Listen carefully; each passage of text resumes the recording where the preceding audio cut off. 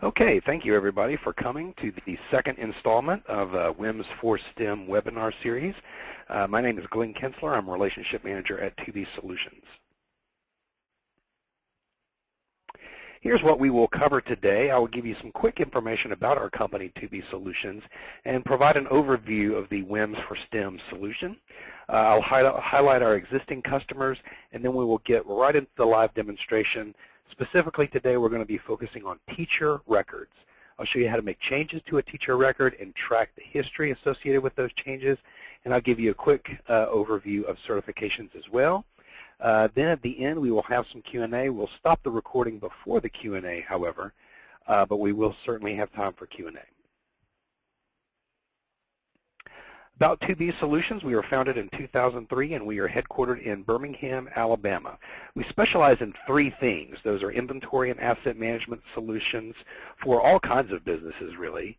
Dynamic CRM solutions as well. CRM stands for Customer Relationship Management, although today CRM can really mean anything. It can be vendor relationship management. It can be school and teacher relationship management. It's really a very flexible system. And also mobile solutions. We have a worldwide customer base. Actually, we have customers in 14 different countries. And we are a certified Microsoft Silver partner and a member of the Apple Business Consultants Network. So what is WIMS for STEM? Well, WIMS for STEM is a centralized database to store all this information that is important to your science center. We're storing information about schools, we're storing information about teachers, but really lots of different systems can do this, but what makes ours unique is that we're also tracking the products and also the tubs that are going out to teachers and schools. We have written a mobile application that connects to WIMS for STEM, so a lot of the transfer in and out, the receiving, the refurbishment as well can all be done from a mobile barcode scanner by workers out in the warehouse. And we're also tracking certification and training activities as well of the teachers. So there are a lot of pieces here. WIMS for STEM is a centralized place to store and report on all that information.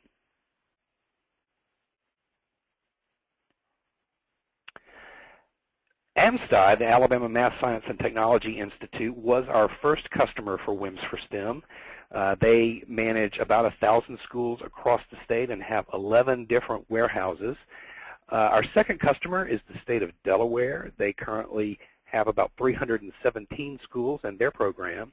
Third customer, the Indiana Science Initiative, which is a regional group in western Indiana, headquartered out of Purdue University. And then our two most recent additions are the Northern New Mexico Inquiry Science Education Consortium. Their system is going live now, and the Einstein Project is our newest customer. Their solution is in production right now. It is not quite going live, but we expect that in late April, early May. So let's get right into the demonstration.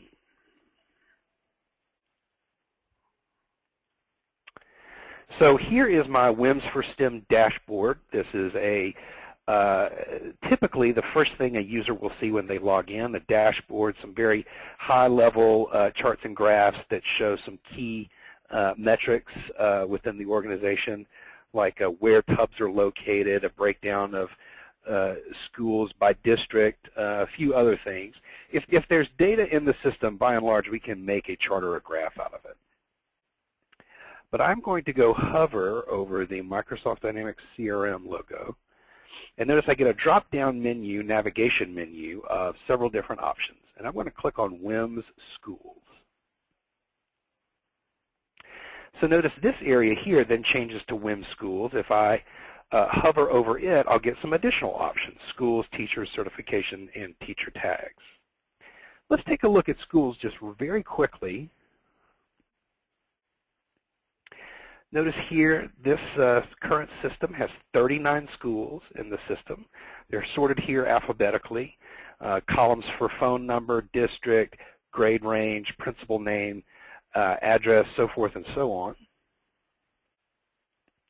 Let me open up one of these school records, El Camino. And then here is information about this specific school. So I've got the district, I've got the principal, phone number, grade range, so forth, address information, a breakdown of their cycles, and if I keep scrolling down, I get a list of all of the teachers associated with El Camino Real Academy. This is showing 10 of 50. If I scroll over here to the right, I can continue to see others listed.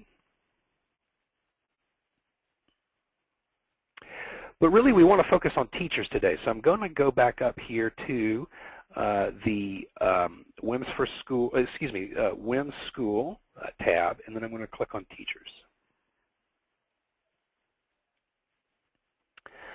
And let's take a look here at this first teacher, Alicia A. And as you can see, she teaches at this El Camino Real Academy where we just were. So let's open up her record. And here is Miss Alicia's record. I've got her last name. I've got a space for a former last name. I've got her teacher ID, social security number, legacy ID, just a quick indication of is she retired or not. More information, what type of contact is she, what's her discipline. Notice this is a drop-down menu with a number of different options in here. This can all be customized. If there are additional fields in here that your organization would like, we can certainly add those. But here are just kind of the basics. Here's information about Miss Alicia's school. The address, which is the same as her school address. And if I scroll down here, I'm coming to certifications or certs. We've just abbreviated it as certs. So Miss Alicia is certified in 3 different disciplines, or 3 different kits, I should say. The human body, sound, sun, moon, and stars. So this means that Miss Alicia has gone through a training or qualification process to work with these kits. And I've got additional information about the certification here if needed. Notice that this is for grade 3. This is a breakdown of what she's going to receive each cycle. So she's going to get human body in the first cycle, sound in the second cycle, and sun, moon, and stars in the third cycle. What a certification really ends up being is an order for a kit. Now we can actually separate those two if necessary, certification and orders, but by and large the way that the system is set up, if a teacher is certified, he or she is going to get the kit for which they are certified. If I scroll down a little bit more, I'll see tubs, which is the actual physical containers that teachers receive. Notice here it says that Miss Alicia received the human body earlier this year. She currently has the sound tub, and this is the actual tub instance, 012, 016, 001. This is the actual physical container. So we can track individual containers in and out of schools and warehouses. So notice this one, the human body, this one is actually back in the back in the warehouse. This one has come back. She had it earlier. It came back through the system. It's been refurbished, and now it is ready to ship to another school, but it's actually still associated to her and will be until it's associated with a new teacher at the beginning of the next cycle. And she is scheduled to receive this other sound a little bit later on this term. To scroll down a little bit further, I've got a place for notes and activities. Notice there's a nice little note here that somebody stored. Miss Alicia is a wonderful teacher, is terrific with the kids. This is a great place where people in the organization can document this kind of information relative to schools and principals and teachers and so forth. And if I scroll down even a bit further, I notice that Miss Alicia is scheduled for a kit training event, this one on trees, that will take place in June this summer. So all the information that someone would need is stored right here on this screen relative to the teacher. So let's say, for instance, that maybe Miss Alicia got married. Maybe she changed her name. This is a common issue that we hear from our customers, is that they have trouble tracking when a teacher simply changes his or her name. So let's say her last name now changes to Smith, and we can set her former last name as whatever it was.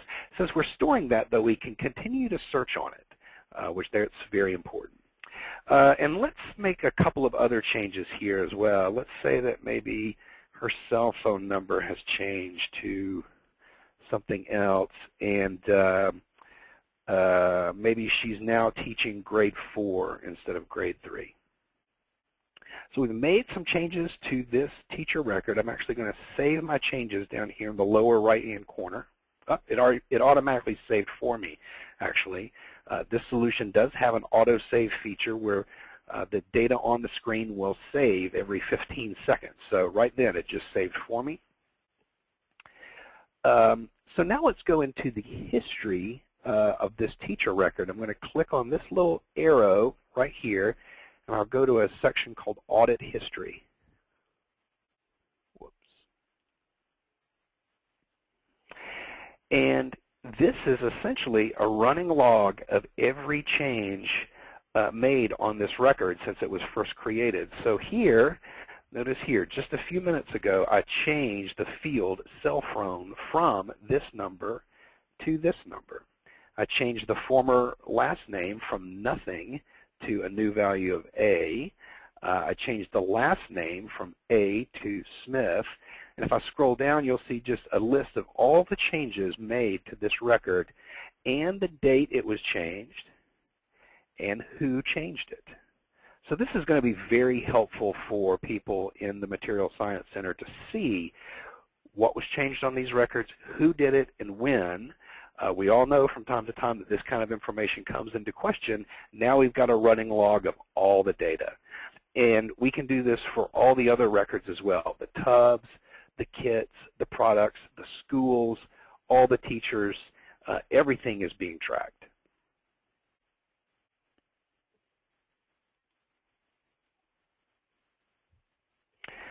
Let me also show you another thing, the completed activities. Notice here I was in audit history. If I come over here, I can look at activities, which are activities scheduled to come up.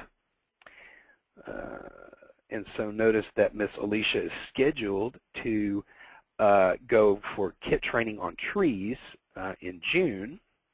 But then if I go to closed activities, or really completed activities, I can see that Miss Alicia attended these other 2 training events last year, in June of last year, 2014. So she was trained on sound, and she was trained on the human body. She attended these, and we can actually talk about that more in a future webinar about how to track these training events, who attended, and how to make certifications from those as well. All these certifications that are created during a training event will then flow to the teacher records, and then from that point, they will be assigned a kit for that next cycle.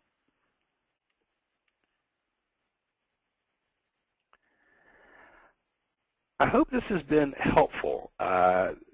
We do want to take questions here in just a second, but I do want to mention our future webinars, April the 14th at 2 o'clock and April the 28th at 2 o'clock. The subjects for these are not set in stone, so if you have specific information that you'd like to see, please let us know. We'd love to hear it, and we will cover it specifically in these upcoming webinars. Also, you can go to our YouTube channel to see previous webinars and other videos. Go to youtube.com/user/2bsolutionsinc. In fact, I have that pulled up here. In fact, this is our webinar that on WIMS for STEM that we did a couple of weeks ago. Here are some of our other products as well. There's some older webinars, too, about WIMS for STEM, and actually a highlight of our first customer, Amsty, video case study. But with that, I will leave you with our contact us information. I'm going to stop the recording now and then take Q&A. Thank you, everybody, for coming. I appreciate it. If you have any questions, please feel free to contact me directly at this here we go, email and phone number right there. That reads direct to my desk. Would love to talk to you anytime. Thanks again for everybody for coming. This will be posted on our YouTube channel later. We will see you again.